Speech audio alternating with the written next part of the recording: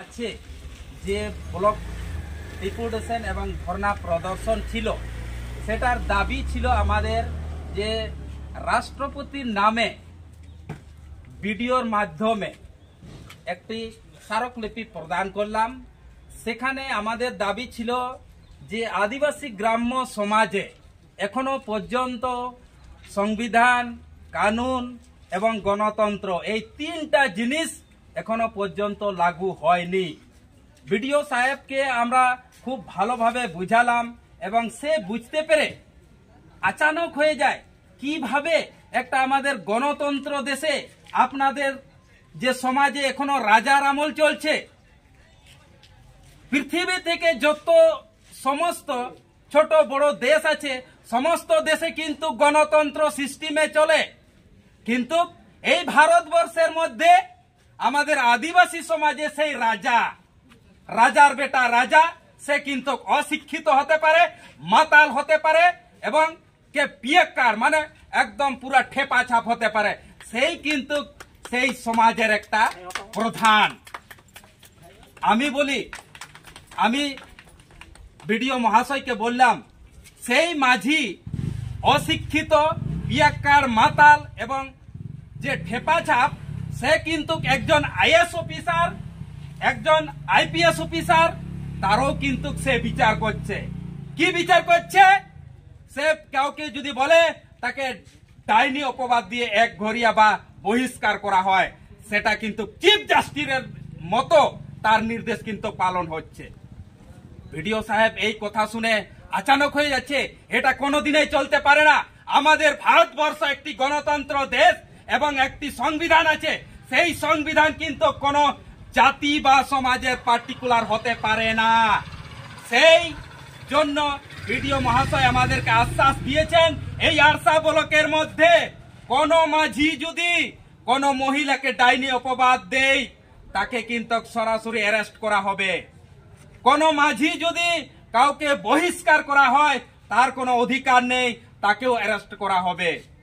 তাই আমাদের যে তিনটি দাবি, যে সমাজ থেকে কাউকে বহিষ্কার করা যাবে না, সমাজে সংবিধান লাগু করতে হবে, সমাজে যে আইন আছে সংবিধানে সেই আইন কিন্তু প্রতিটি সমাজে একই রকম আইন লাগু হবে।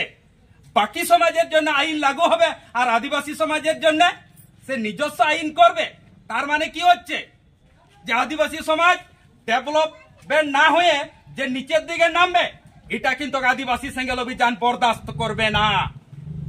এর বিরুদ্ধে 7 রাজ্য লড়াই চলছে, আন্দোলন চলছে এবং আমাদের সমাজটাকে নেশা মুক্ত, বহিষ্কার মুক্ত এবং ডাইনি প্রথা মুক্ত করবই।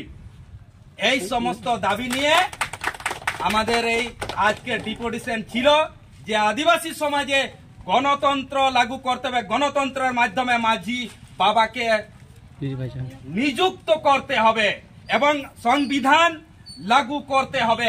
সংবিধানে লিখিত যে বিভিন্ন ধারা উপধারা, সেই ধারা অনুযায়ী সমস্ত আদিবাসী সমাজে কিন্তু সেটা লাগু করতে হবে। সেই সমস্ত দাবি ছিল। এই দাবি সমস্ত আমরা ভিডিও সাহেবের মাধ্যমে রাষ্ট্রপতিকে আজকের ডেপুটেশনের মাধ্যমে স্মারকলিপি প্রদান করলাম। এটাই ছিল আদিবাসী সেঙ্গেল অভিযান আরসা ব্লক কমিটির পক্ষ থেকে আজকের ধর্ণা ডেপুটেশন। এখন আমরা আরসা পিএস পুলিশ স্টেশন আইসির ওসি আছে, ওনার সঙ্গেও দেখা করব এবং সেখানে আমরা তাকেও আমাদের যে স্মারকলিপি সেটা আমরা প্রদান করব। নমস্কার, আমার নাম মনোরঞ্জন হাসদা, পুরুলিয়া জোনাল সেঙ্গেল পারগানা। লাগু করতে হবে, বংশ পরম্পরা মাঝি পারগানার শোষণ শাসন আমরা মানছি না, মানব না। বংশ পরম্পরা শোষণ শাসন মাঝি পারগানা সিস্টেম মানছি না, মানব না। সাংবিধানিক গণতন্ত্র মাঝি পারগানা সিস্টেম করতে চাই। সংবিধান এবং কানুন মোতাবেক গণতন্ত্র সিস্টেমে মাঝি পারগানা পরিচালিত করা দরকার। আদিবাসী সেঙ্গেল অভিযান জিন্দাবাদ, রাষ্ট্রীয় আদিবাসী নেতা সালখান মুর্মু জিন্দাবাদ। সংবিধান কানুন লাগু করতে হবে। ভারতবর্ষের সংবিধান আদিবাসী সমাজে লাগু করতে হবে। ভারতবর্ষের একটি আইন, সেই আইন আদিবাসী সমাজে লাগু করতে হবে। ভারতবর্ষ একটি গণতন্ত্র দেশ, সেই গণতন্ত্র আদিবাসী আদিবাসী সংখ্যালঘু বাজারে জিন্দাবাদ। বাসা সরকারের সুলখান বর্মা জিন্দাবাদ। জীবিত ভঙ্গা সুলখান বর্মা জিন্দাবাদ।